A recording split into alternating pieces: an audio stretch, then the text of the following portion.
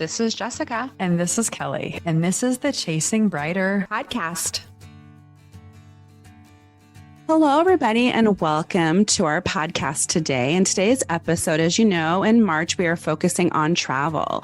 And we have with us our friend Jillian Mentor, who is the founder of Spritz Sunday. Spritz Sunday is a guide on travel, wellness, and just living your best life. There are blog posts and inspirational content on social media.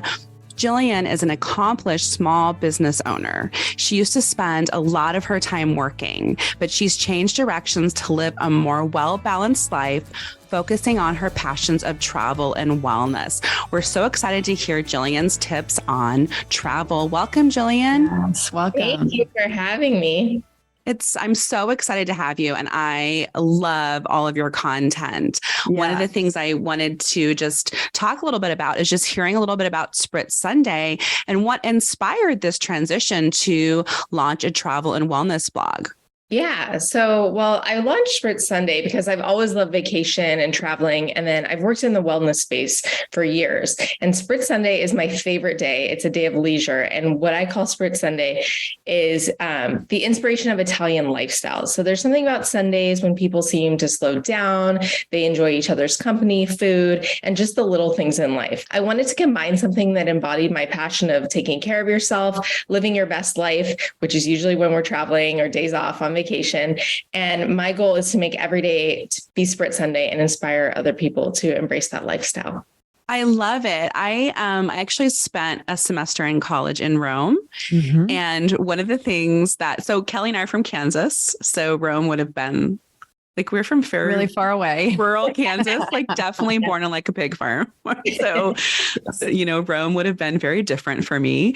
And I just remember having to say, ask for the bill. And I would just remember being where's the server? I think in America, it's bam, bam, bam, here's your food, blah, blah, blah. I remember I worked at Applebee's and it would be you had to have the food in 5 minutes and have everything delivered in 15 minutes. And people are out at this time.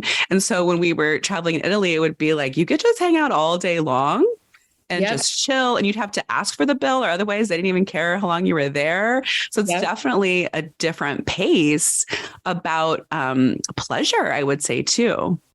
Yeah. And I love that. And I think that's the difference between America and Italy, especially, is in American culture, it's go, go, go, fast as possible. We have to get on to the next thing. But Italians have this way of just enjoying every little aspect of life, which I love, and was something that I didn't really do earlier in my life, in my career. So totally. And that's also, I know Kelly and I talk about it. It's our 20s were hustling and figuring out our career, and then our 30s were just hustling. And then we feel now in our 40s, we're okay, we want to do things we're passionate about. We kind of, I don't know, Kelly and I are Gen X. And so we have the baby boomer, I don't know, thing of getting a job and getting a pension and dying.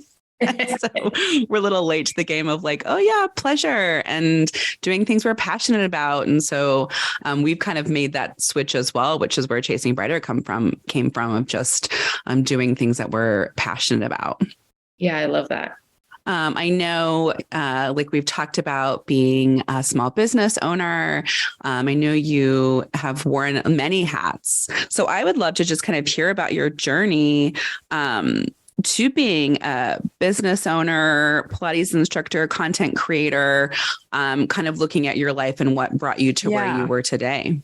Yeah. So I've always been into fitness, and with physical activities, I did a lot of more hardcore things like obstacle course training, half marathons, CrossFit, things like that. So because of that, I was getting injured and run down, and that got me into yoga and Pilates. And I'd always knew I wanted to work for myself. So I bought my studio, my Pilates and yoga studio 6 years ago. And it was just really good timing. My dad wanted to invest in something. The studio was already existing. And that's how I came about owning the studio. Mm-hmm. And then as a small business owner, I learned so much, but it was really challenging. So when I took over Pilates plus yoga, it was just bleeding money. And as soon as we started turning things around and I started to get in a good place, it was COVID. So of course, like all small business owners, COVID was a lot. I poured my soul into the business. I was like, we have not gotten this far for me to lose this business. Like I was willing to do anything. And so we made it through 2020, which was challenging, but 2021, which was way more challenging. And there were a lot of struggles with like the Great Resignation and so many. So during that time period, I just kind of lost myself because I had given myself to my business and I had no life, and I lost a lot of friends through it. And I just realized that mentally I was not in a good space. And at the end of that, coming out of that, my boyfriend and I decided we wanted to relocate as well. I'd spent enough time in the desert. I lived in Las Vegas for 17 years. And I knew when I moved, I wanted to work on something creative and something that gave me joy, but also kept me connected to people. And so that's when I decided to launch the blog. That's awesome. And you moved to the Northwest? Yes. So I'm in Seattle. How's that going? Do you feel like it's culture shock, or are you familiar with the area? I love it. I think there are definitely things that are shocking, but shocking in a good way. Yeah. Like, I don't know, the driving, like there's no road rage. People are so friendly. Everyone is nice. And I have been craving this weather forever. I lived in Las Vegas for 17 years, but I never liked the sun or the heat. It just kind of was, I just kept getting stuck there. Things were working out there for me. Like before I bought the studio, I had looked at moving, things like that. So it was a long time coming. And I love it so much. What made you guys decide to do Seattle? Well, my boyfriend and I sat down and we knew we wanted to move, and I wanted to move to Italy, but he works in politics and he needed to be in America. So I was like, okay, fair enough. So we put down all the cities that we were willing to move to, and Seattle was the one we agreed on.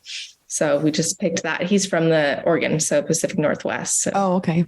And I'd always loved Seattle, and it's just what we agreed on. And then we made it our mission to move here. Yeah. So you talked about that you were into health and fitness, and kind of talking about your journey. What about your like growing up or childhood do you feel like impacted or influenced like who you are today and some of your interests and what you do? Well, my dad is an entrepreneur and he's also an athlete, and I'm a lot like my dad. So that definitely influenced my entrepreneurship and wanting to work for myself and be my own boss. And then watching him in his running, like he moved to America and he came here on a track scholarship, and that's all he had. And then he lived the American dream, right? He came here with no money, and then he built this business, and now he's very successful. And so I always wanted to do that, but he also, I think, works so much that he misses a lot of the pleasures and the joys in life. So, and my mom is really spiritual and grounded. So I think I got the combination of kind of those two. Maybe I'm a little too much like my dad, and I try to be. That's why I'm trying to get more towards that balance. But I think that really influenced who I am. Did you guys travel a lot growing up? To me, it doesn't seem like a lot, but when I compare to other kids, yes. Okay. My dad is English, so he was the only one in America. So we went to England a decent amount, but that was where my grandparents were and my aunts and uncles. So I just thought that was kind of normal, I guess, but not normal because that's a really far trip for most kids. So yeah. Yeah. I mean, just the idea of leaving the country and especially going over to Europe, Britain. Yeah. I kind of lump them all in the same, even though that's technically not, I mean, it's not on the same continent in some way. Yeah. I don't know. But it does seem so exotic, I think, just for the average American. Yeah, definitely not. I mean, when my sister traveled abroad, when you went to Rome, Jess, I mean, the first time I left the country was when I was in college. I'm assuming, Jess, that was the same for you because we never left the country when we grew up. I mean, travel is more accessible now too, in some way than it was, when we were younger. Just there's so many airlines, and sometimes you can catch good deals and other things like that. So, even with that, talk to us about some of the travel. So do you, in terms of some of the trips that you're planning, like how do you pick what you want to do, what you're going to do, where you're going to go? Oh gosh. Okay. There's so much. It depends if I want to do domestic or international, which kind of depends on budget and how much time I have off. Well, that's one of the reasons I work for myself, is so that I can go. But my boyfriend definitely has to get time off, or whoever I'm traveling with. And then it's picking between something I know I'm going to love. Like Italy is always my favorite place. It's really hard if I have a big chunk of time off that I can take, or I'm willing to spend a bunch of money traveling. It's very hard for me to pick something that's not Italy, because I just know that I'm going to love Italy. And then food. I always pick destinations on food. I love to eat. Like, for example, we just went to Greece last year, and we went on a cruise though. And I have wanted to go to Greece forever, but I'm one of the only people I feel like that does not love Greek food. So I just didn't pick it for so long. Well, I don't love the food there, so we'll go somewhere else. Did you enjoy any of the food while you were there? I actually did. I was surprised, but it was also like safety net on a cruise that, like, you're coming back to the cruise ship with plenty of food, but it was good. It was really good for me to kind of get out of my comfort zone and try different things, which I think is really important for everyone when they're traveling. Yeah. And I would definitely go back. That's kind of the part of the experience too, is I always feel like in a lot of ways, wherever you go, there's always good food. If you like good food, most people like good food. They don't like crappy food. You know what I mean? And just trying to find those. Living in Chicago, we have a huge Greek population. And so it seems like everyone either loves or hates Greek food around here. But I think there's also a lot of gateway, like anything with a carb and a dip. So, right? Like pita and hummus, tortilla chips and salsa, like it's just kind of like every culture has like a thing like that, you know? Yeah. Did you get a lot of hummus in on your trip? Yes, a decent amount for sure. But I also tried like other things that I was impressed with. Oh gosh, I don't remember what the name is, like this eggplant dish. I don't know. I'd have to look it up, but like different things like that. But I was traveling with people who eat different stuff and knew what to order, so I could try things, which was, I think, the way to go. If you always have someone in the group that knows what they're doing or is going to be the adventurous one, and then you can kind of taste a little bit of everything. Yeah. And I think it's so funny. So I've been on several cruises, and I thought cruises were for old people. And I was like, I think cruises are dumb. And then my husband has to get continuing medical education credits or whatever. And so he and I did an Alaskan cruise, and I was like, oh, I like cruises. Okay. And then we did a Mediterranean cruise that left out of Venice. And I was like, oh, I love cruises. So I was talking to my kids. I want to do a cruise with them because you can travel and see a lot of places and not unpack and pack. And like you're saying, then you can come back, you have a home base, and which there's some comfort in that. And then, and so I loved our Mediterranean cruise, and I actually ended up loving Turkey. Did you guys just stay in Greece, or? Yeah, we did Greece and Italy, and then we went to Malta, France. Yeah, it was awesome. But I used to think the same, or I've always loved cruises, but people always say, well, but cruising is for old people. And I just wrote a post about why I love cruises, because I think that they make things so accessible and you get to try so much. It's such like a good bang for your buck that more younger people need to try it. And we have to get rid of this stereo or stigma. But yeah. Now, also with regard to a cruise, do you think most of those, the best way to do it is to plan well in advance? I am surprised when I look at cruises, like how far out you can book a cruise as well and get like better pricing. Yeah. So there's sales all the time. So you have to follow the sales and always go for a sale because they're going to have one. But like this last year, like 2022 was kind of when cruising started opening up again. So they sold out really quickly, and you kind of had to take what you could get. There were still good deals, but the reason you want to book so far in advance, I think, is that COVID made people start to plan things and get excited about travel. And then all the good cruises started selling out. So now you have to book them so far in advance. Yeah, I find that post-COVID travel, so there was a while where with smartphones and devices. So when I traveled to Italy, you had to use a map there weren't smartphones, right? Yeah. And then I went back again.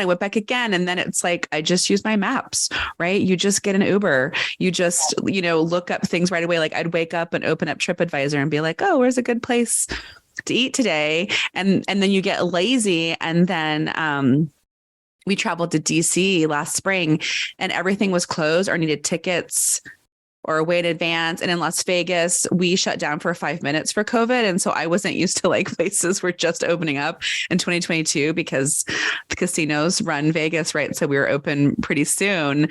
And so now I think you have to really plan. You have to see if you have to get tickets or passes if you want to go see something. And so I think that's changed. Have you noticed that? Oh, definitely. Yeah. It used to be that, like you said, you could just wake up and be like, this is what I'm going to do today. But now you do need to do a little bit of planning. It kind of depends on what experience you want to do or what restaurant you want to go to, how well known it is. So I like to do a combination because you have to book things. So the important things, like when my boyfriend and I went to Rome, right after COVID, he'd never been, and his first time in Italy. And we like show up to the Colosseum and it's like, you have to book this 2 weeks in advance. But luckily we're flying out of Rome. We were going to leave and come back. So we did that. So it's the balance of finding the ticketed events, getting those planned. But then also I feel like vacation isn't as enjoyable if it's like, you must do this, then this, then this, right? And you want some free time. So leaving time in there and finding restaurants that are smaller and less well known, or going early, going late, so that you can still squeeze in and kind of have those just less planned. The joys of Italy is that you can just throw a rock and there's like a good restaurant too. Yeah. I don't know. I maybe because I've frequented it enough. I actually did travel to France for work, and on the coast, it was the same. And in Provence, it was the same.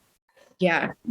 There's such good food in Italy and Europe. Like they just value food in a different way and care so much about the quality of their food. Yes. Time to sit down in Spain, like time spent with people around you enjoying food is so important to them that they put more time and love into their food. And I think that you can taste that. And there's a lot of diversity in the cultures in Italy in and of itself. Do you have a favorite spot that you've gone to in Italy? They're also different. Like you said, they're different cultures. Probably one of my favorites is Puglia, which is like the heel of the boot. I love how relaxed it is, and there's not a lot of tourists. And if there are tourists, they're not American tourists. So they're not speaking English, and it still feels like very authentic. Everything's relaxed.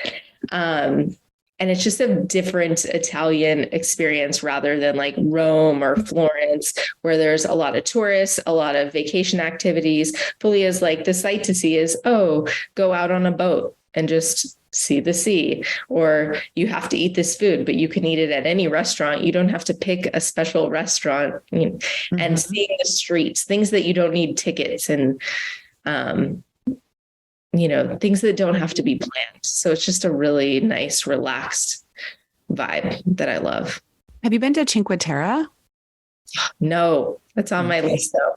Yeah. Oh, so good. What I remember, it's so funny. My story with Italy is I had a friend that didn't drink alcohol, and we would go places and they would give us alcohol. Like we went in Cinque Terre, we went to check in, and the guy just poured all these limoncello shots. And my friend like looked at me. And so I was always like double shotting, like when they turn and be like, I was like, thank you. We went somewhere else. I forgot where it was. We were like young girls, and we'd go somewhere, and I remember everywhere we went, they were just giving us free drinks. And I just remember being like, whoa, I was with my friend. So I was like double shooting everything because you didn't want to offend anybody. You're like, oh, thank you so much. Thank you. And, I was like switching glasses with her. And that's, I remember in Cinque Terre, them giving us like limoncello a lot. Like, on the Amalfi Coast, they did that with me. I went there with my dad, who doesn't drink. And so I would drink the limoncello. But then one night we were at a restaurant and he poured me, I think it was some port, and I just couldn't stomach it. And there was two of them. And I was like, okay, this is where I draw the line. I just have to be honest. Like, yeah, I can't do He's responsible for that one. And I'm sorry, I just can't do this one. Yeah. So then you went to Capri? Yes. When you're at the Amalfi Coast. That was beautiful. That's beautiful. So Kelly and I have family in Italy. Our great grandfather was one of a lot, like 5 or something. He's the only one that came to the States. And so when we went there, we were able to see family. Like we have family up in Lake Como, and then we have family in Cagliari, which is off of Sardinia. And so that was cool to kind of see that we have some family there. And like you're saying, all of these different places have very different cultures, but just so welcoming. I loved it when I called our family. I don't know, I had somebody's phone number. I was with my friends and I just called, and in Italian, I was like, I'm your family. My grandfather was, I was like, my great grandfather was like Guido. And they were like, where? They were like, we come. Where are you? And I was on a payphone, and they just drove up and took my friends and I, and like, it was so amazing. And so I was like, if anybody ever, came here and was like, I was your cousin, I hope I can give them the hospitality that they gave us, the warmth and hospitality. I love that. And my mom's really into genealogy, and she's like always doing family tree stuff. And there's just no Italian in my blood at all. And I'm still. You were like, no, I think there is. There is. It's so sad. Somewhere it's there. It's okay. I believe you too. So you kind of are looking for food and travel and having fun. One of the things I noticed, on your content, where Kelly and I were just blown away, the photos that you have are stunning. Yes. Do you have any tips on how to take vacation photos or poses for photos? Yeah. So the secret is to having a family member, so whoever you're with, your friend, has to take a ton of photos, and they're probably going to want to kill you, but it will be worth it. So lots of photos, so you have options, and not just like in different places and while you're wandering around, but in different lighting and different poses, because you're not sure what's going to look good in what spot. So I find the best thing is there's so much online that there's tons of stuff on Instagram and Pinterest for learning how to pose and different poses. Just find things you like and copy it. And then also when you're packing, think of your photos, because if you're just having like a casual day and you're, not concerned about your outfit, and it's not that you need to be concerned about it, but just be aware that like certain logos may look dated or it may make you look casual. Just being aware of like what you're wearing really helps as well. Right. So just wearing like t-shirts and jeans, it's not going to be the beautiful, like you have like bright colors and flowing dresses and yes. Your red lipstick. It looks so good. So I think that's such a great tip. I'm just kind of thinking when you're packing, it's right. You know what I mean? If you're just like wearing leggings the whole time and you want beautiful photos, you might not get what you want if you're not packing. Or if you do that, then you have to do like headshots, right? And like do your makeup and your hair one day, or Yeah. I love so many women and so many mothers, I'm taking the photos and not in them. And there was a period of time where I'm like, my kids can show photos and be like, oh, I don't have a mother. And you would be like, yes, there is no mother anywhere.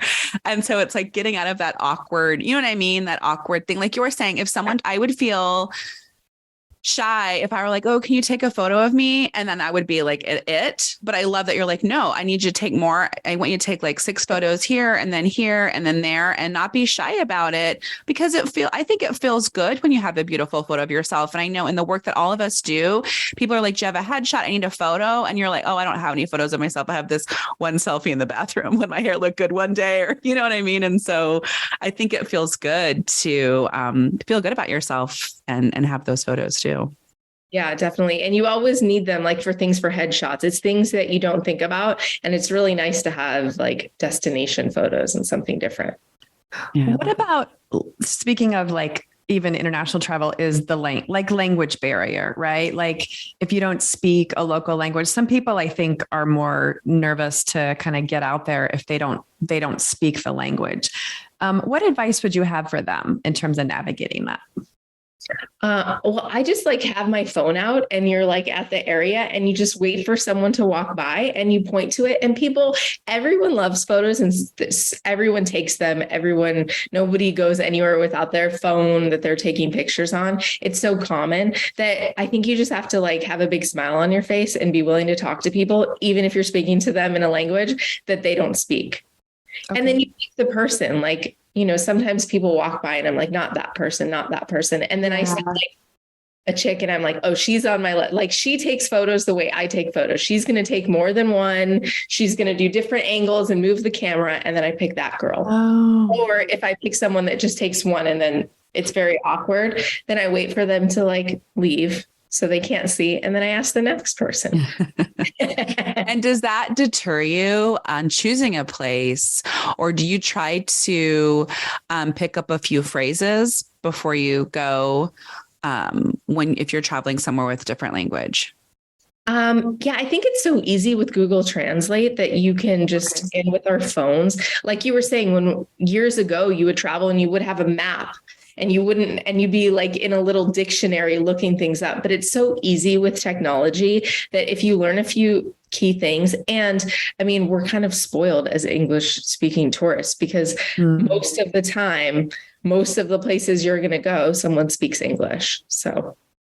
And I found too, I don't know why France has such a bad rap. I mean, that has never been my experience. Like people like, oh, if you don't speak French, you're annoying. And it was like, I think too, if you try, and by the way, French is like the language I can't do, but my husband took French, so I'll have him do it.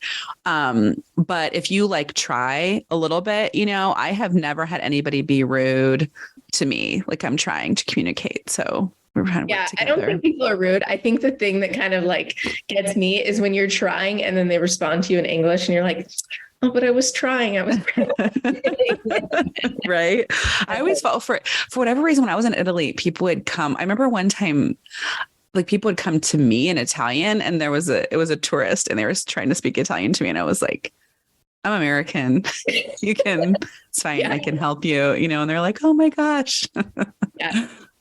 But yeah, I think, and then do you think that, I mean, have you traveled anywhere where the culture is very different yet, like Egypt or a place where you might have to watch your dress, or has that ever happened to you where you had to kind of be very aware of the cultural differences?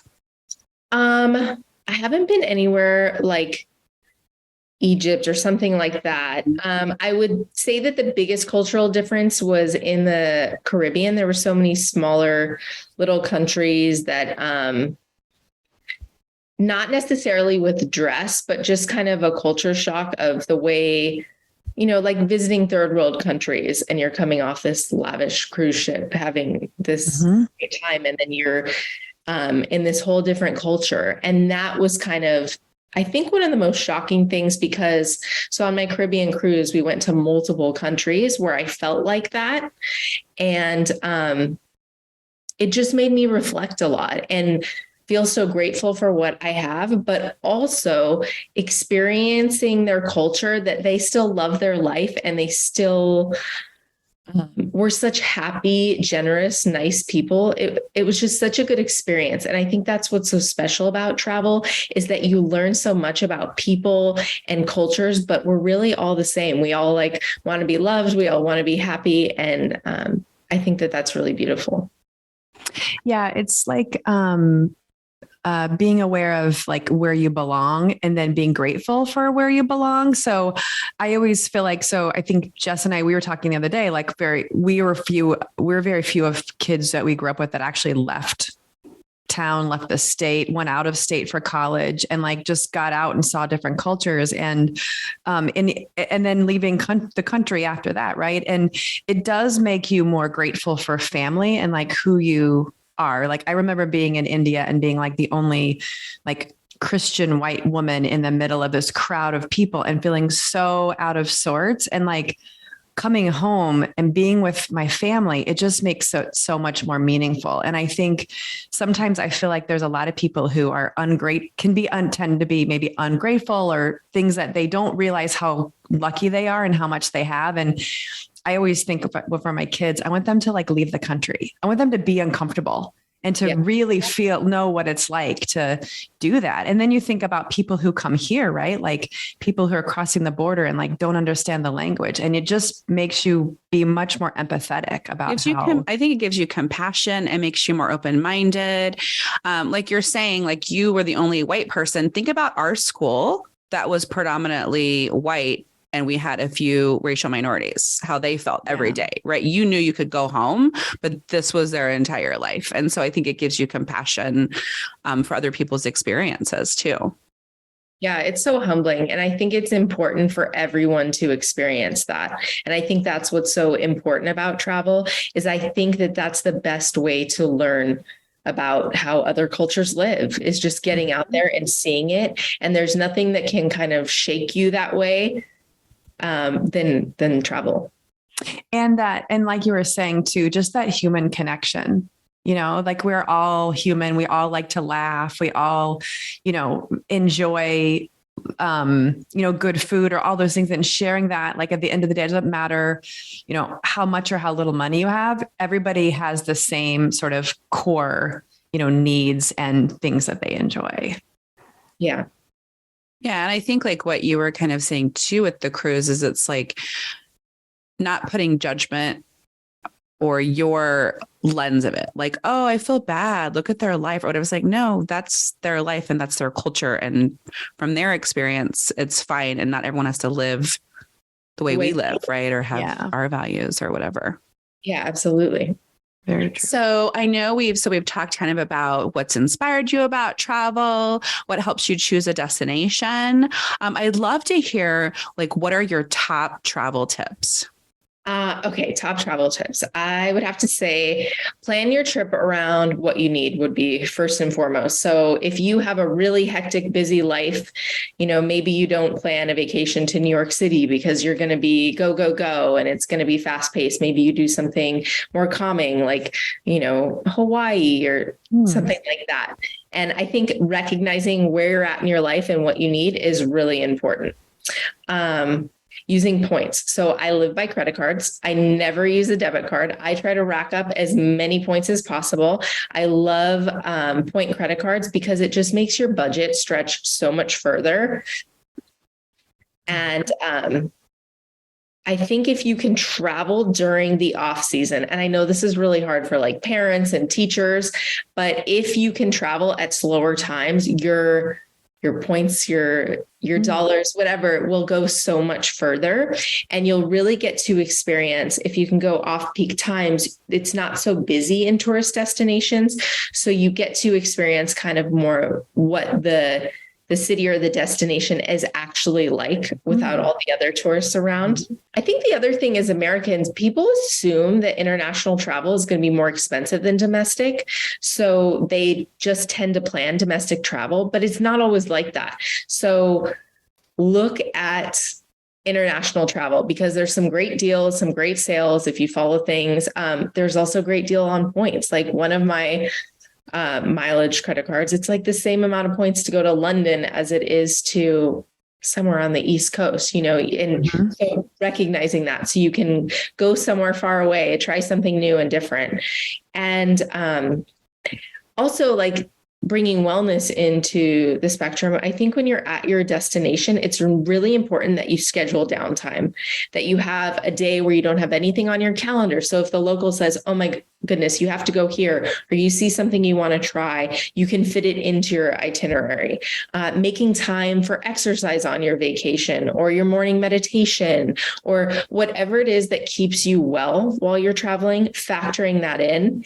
And then also when you get home, like I feel like so many of us are so excited to take a vacation. We want to take a vacation for as long as possible. And then we come home and we go straight to work, but like have a day at home where you can get your life together, go to the grocery store and do laundry, because I just feel like that lets you carry that sense of relaxation and being rejuvenated into your daily life.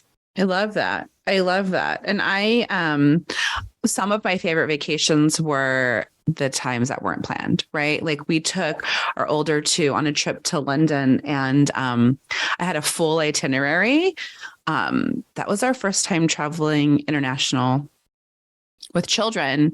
And so I don't know, I wanted to have everything set. And then there was a day where we were like, oh my gosh, we like walked around, we found this adorable shopping area. We just like went shopping, and it was like, oh, okay, lesson learned, right? Plan more downtime. Yeah. Absolutely. Especially because I think as a culture, again, Americans, we tend not to do that in our everyday life. So it's something we really need to take time for when we take time for our vacation or for our travel. Yeah, it's hard because there is such many of us, it's like, I want to live as long as humanly possible. I want to experience as much as I possibly can in the time I'm here, and trying to balance that, right, with the mental, like your mental health, and just needing to have that downtime. And to your point about flexing on spontaneity, right? So it's like the times on your trips where you do the things that everybody does. You go to the Tate in London, and you go to the London Eye or blah, blah. But the fun parts I remember would be like eating fish and chips at a pub, right? The things that I didn't necessarily schedule that are more meaningful, to your point. Yeah. I had wanted to ask you, do you enjoy, do you do solo travel with your partner, or travel with friends? Like, what do you enjoy most? I have done a little bit of all of it. I guess traveling with my partner is probably my favorite, because he's not well traveled, and hadn't gone many places until he met me, and watching him learn to love it. Where at first, like when we booked our first trip to Italy, I was like, okay, 15 days. And he was like, what? 15 days away from home? And me, I just like, don't really get homesick. I could, go on a one-way ticket and be totally fine. So, and just watching him learn to love it and, get more comfortable with it has been really fun. But I've done it all. I've traveled alone. I've traveled a lot with my dad. That's always really fun. And I think people think that's really unique, because I guess I didn't really realize until I started traveling with him that a lot of people can't spend like one-on-one time with a parent without a break that long. And we're really good travel partners. That's great. And when you travel, then are you like hotel versus Airbnb, big chain versus small boutique hotels? Like, do you have a preference on which one you like to stay at? I do like hotels. Airbnbs are great for longer terms. I feel like where you want to get comfortable, but I usually want to go, and when you need a kitchen, but most of the time I want to go eat out and experience the food. So I like hotels. I love the luxury of like having someone make your bed, things like that. And there's something really nice about the big box ones, because you know what you're going to get. Yeah. It's like Starbucks, you know what you're going to get every single time. But I like finding the little like boutique ones that maybe just have a few, like the mom and pop ones, that they're just in that city or just in that country, because I think you get a different taste of the culture that way. So finding little hotels that, different other bloggers have experienced, or that are in not the tourist destinations, kind of like off the beaten path, is really fun. I just want to end this call and go book a trip and go somewhere. And it's so crazy. So I have 3 kids and we have to contend with schedules, but we had a talk. If I were a teacher, I would be like this teacher at my daughter's school. There's a young single teacher who is planning trips all over, and they're going to Italy this year, Japan next year. They're going to all these places. And we went to the meeting with my daughter, and just those packages are really expensive for one person. Like I could travel, my entire family of 5 for like a little bit more than one little kid sending. So I had to talk with my kids, and I was like, okay, well, let's plan like every 3 years, do something amazing like that, right? Like 15 days in Japan, or go do something like that. But then, because to me, it does seem so luxurious, but after talking to you today, it's not as big of a deal as I'm making it. Does that make sense? Like that I need 3 years to plan this amazing trip, where it's like you're saying, look up some destinations, do some fare finders or whatever. And if it hits a price, I really want to go to Montreal, right? Like we could go to Montreal, we could head over to Mexico, or like, it doesn't have to be this huge thing. It can be kind of simple. Yeah. And that will help you keep planning trips. If you do some simpler ones and like smaller ones and then have a big one, you can space those out, but do other small things in between. Yeah, I love that. Me too. I think that it is hard to make the leap to plan. And the other part I've noticed, and I think maybe just the sign of the times, is it gets really expensive very quickly if you try last minute travel. Last minute travel used to be, I feel like, a little bit easier to get. Like, so we wanted to go to Mexico for spring break.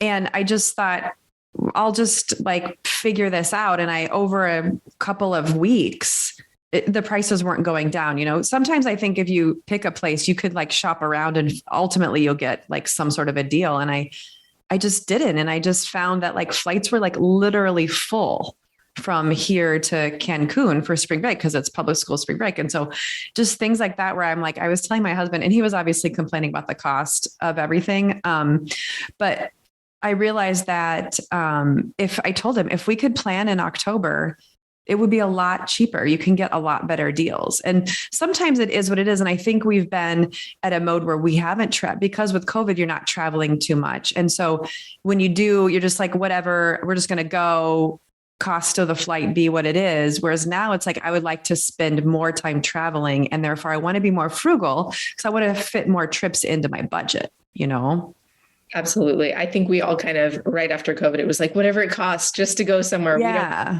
And then the whole world did that. And now it has gotten a lot more expensive. So you have to be mindful of that. But if you book flexible fares or get trip insurance, like planning way far in advance isn't as intimidating or scary. The older I get, I want to have my whole life planned out. Like if you were like, Jessica, I have your entire life planned out for the next 50 years, that would sound wonderful. and Kelly, that's Kelly's nightmare, to be like boxed in. Yeah, I would be like, wait, I want to see what's on that first. Kelly's like, I'm not like going to in October. I'm not going to like that in October. But like, it's like to have everything kind of settled and booked. You know what I mean? Like, and so that's what I've been doing. We have, our kids are in sports. So like I'm taking my son to Cooperstown in July, my daughter to Reno. Those aren't like, I will find fun things to do there, but that would like Reno would not be like my top travel destination. But I like. You could do a day in Tahoe.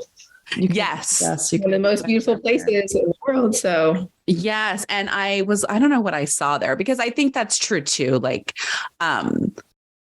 what I've been trying to do with travel ball, because I joke, like my friends going to all these fun places, and I was like, we're going to Mesquite. I'm like, then we're going to Bakersfield. But actually, like I do look ahead, and there have been places where there's something I've wanted to see, or a restaurant I wanted to go to, or something I want to try, that I know where like the weird family were like, oh, we're actually going to go to this like barbecue place we read about, or there's supposed to be the best donuts over at that place or whatever. So yeah, you're right. Like you can find fun little places to go, but I like the idea. You're speaking my language when you're saying to plan ahead and book in advance.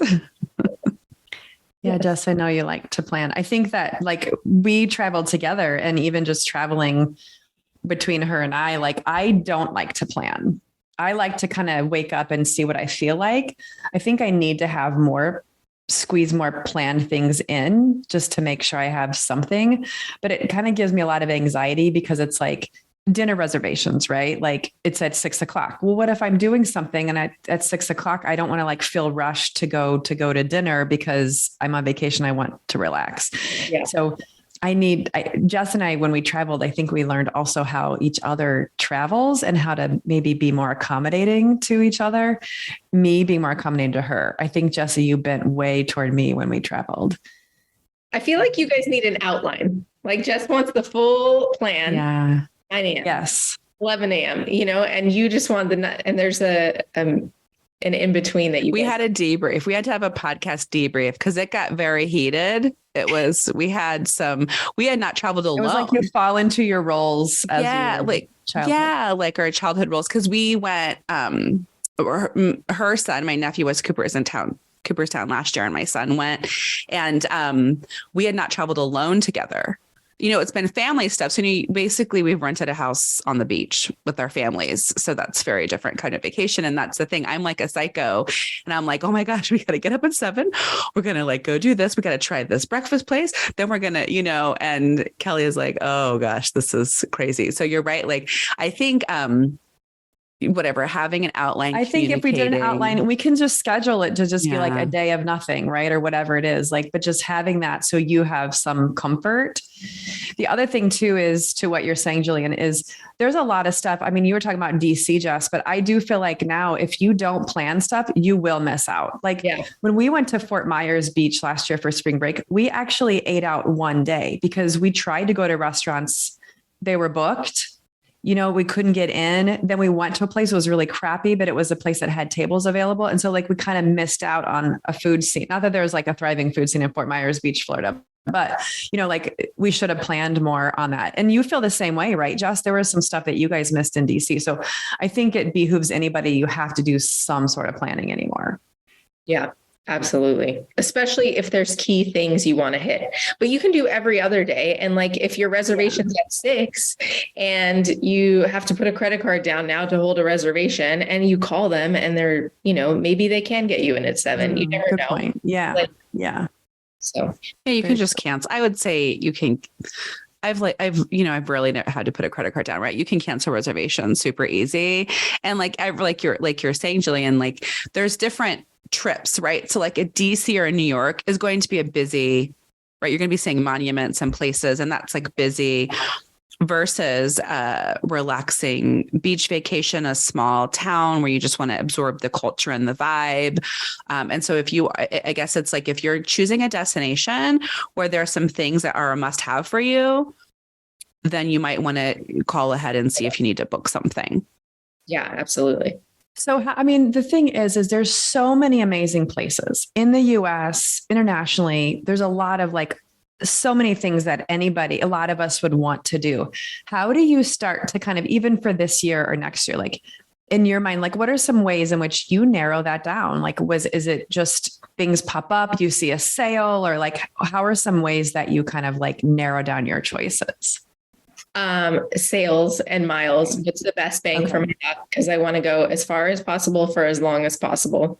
And then places that I want to spend more time. I really want to spend more time in Spain. I've only done a couple days in Spain. But I don't really care where in Spain. So I'm open and could kind of plan around whatever is the cheapest airport and then travel around once I'm there. So I have kind of a running list of where I want to go. And then I'm always looking at deals and miles and things like that so that I can filter in what I want to do next. I feel like culturally we have things backwards so much, where people spend so much of their life working to retire. And then by the time they retire, they have maybe a handful of years to travel, but then they end up having health issues and getting older and not as mobile as they were before. And it's kind of sad. It's now is the time that I want to be traveling, Absolutely. Yeah. That's why we have Jillian here, because you've just inspired us and so many people. You're right. It's kind of what are you doing?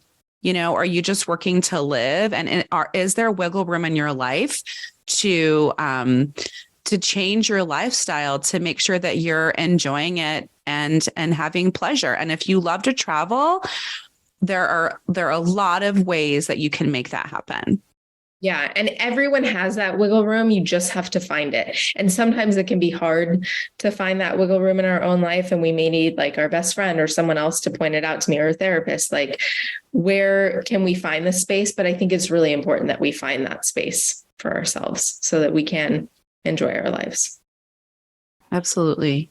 Yeah, this is such an inspiration. I agree, Jess. It's I need to start thinking about what my next trip is now. Yes. Whether or not I go to Spain, I feel like I need to have paella in the next. 30 days. This was so awesome. Thank you so much. Thank you so much, Jillian at Spritz Sunday, for joining us today. Thank you so much. Thanks for listening and joining us today. And don't forget to follow us on social media at Chasing Brighter or on our blog, chasingbrighter.com.